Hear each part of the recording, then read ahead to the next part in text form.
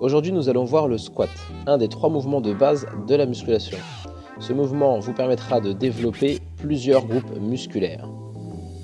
Les quadriceps, les adducteurs, les ischio-jambiers, les fessiers, les érecteurs du rachis et tous les muscles de la ceinture abdominale.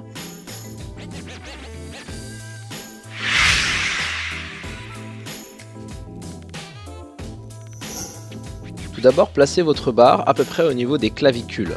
Saisissez la barre avec les mains un peu plus larges que la largeur des épaules. Placez vos pieds en dessous de la barre et glissez-vous en dessous de la barre encore une fois. Une fois que vous êtes sous la barre, placez-la au niveau de la base de la nuque, sur les trapèzes. Faites attention de ne pas placer la barre sur les cervicales. Soulevez votre barre en faisant une extension du bassin. Faites un pas en arrière pour vous éloigner du rack et stabilisez-vous. Gardez bien vos coudes vers le bas et vers l'arrière, les omoplates resserrées et la poitrine redressée. En gardant vos coudes derrière et en bas, vous allez pouvoir contracter vos dorsaux et vos trapèzes. Cela va vous permettre de mettre le haut du corps sous tension et ça va vous rendre beaucoup plus stable, surtout si vous mobilisez des charges lourdes.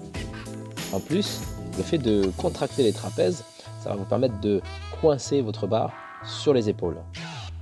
En ce qui concerne l'écart des pieds, je vous recommande tout de même de sélectionner l'écart qui vous semble le plus naturel en fonction de votre morphologie. Pour cela, faites des tests, essayez plusieurs écarts et sélectionnez celui où vous êtes le plus confortable. Une fois que vous êtes debout avec la barre sur le dos, poitrine redressée, sous tension, abdos gainés, pointe de pied et genoux légèrement à l'extérieur, vous pouvez activer le mouvement. Démarrez avec une flexion de la hanche, donc envoyez le bassin légèrement en arrière, puis fléchissez vos genoux et descendez votre bassin en bas. Ces deux actions doivent s'enchaîner de manière fluide et contrôlée. Bien entendu, vous devez garder la poitrine redressée pendant toute l'exécution du mouvement et le dos bien droit.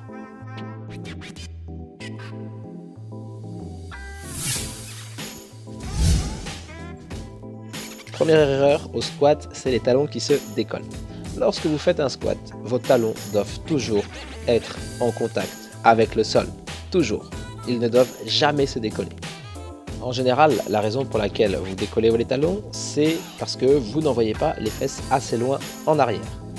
Donc, concentrez-vous sur le bassin qui recule, puis ensuite fléchissez vos genoux et inclinez légèrement votre buste en avant pour avoir le poids du corps bien réparti sur les talons et la pointe des pieds. Deuxième erreur sur le squat, le dos arrondi. Si vous faites un squat et que votre dos s'arrondit, vous devez tout de suite reposer la barre. Un squat avec le dos rond est inacceptable. Lorsque vous attaquez votre squat, vous devez absolument redresser la poitrine, garder les épaules derrière et les coudes orientés vers le bas et l'arrière. Le gainage de la ceinture abdominale va vous permettre de maintenir le dos droit et vous devez absolument le garder dans cette position pendant toute l'exécution de l'exercice. Troisième erreur, les genoux qui rentrent. Lors de la poussée, donc quand vous êtes en bas et quand vous poussez pour remonter, certains auront tendance à amener les genoux à l'intérieur. Cela peut se traduire par une faiblesse des petits et des moyens fessiers. Pour corriger ce petit problème, vous pouvez utiliser des bandes élastiques. Enfilez des bandes élastiques au niveau des genoux et lors de votre squat, forcez-vous à garder les genoux à l'extérieur. Ça va vous permettre d'activer les petits et moyens fessiers et de renforcer ces groupes musculaires. Une fois que vous avez fini, approchez-vous du rack, placez la barre au niveau des crochets et déposez-la en faisant une flexion de la hanche et des genoux. Mais attention de bien maintenir le gainage tant que la barre est posée sur vos épaules.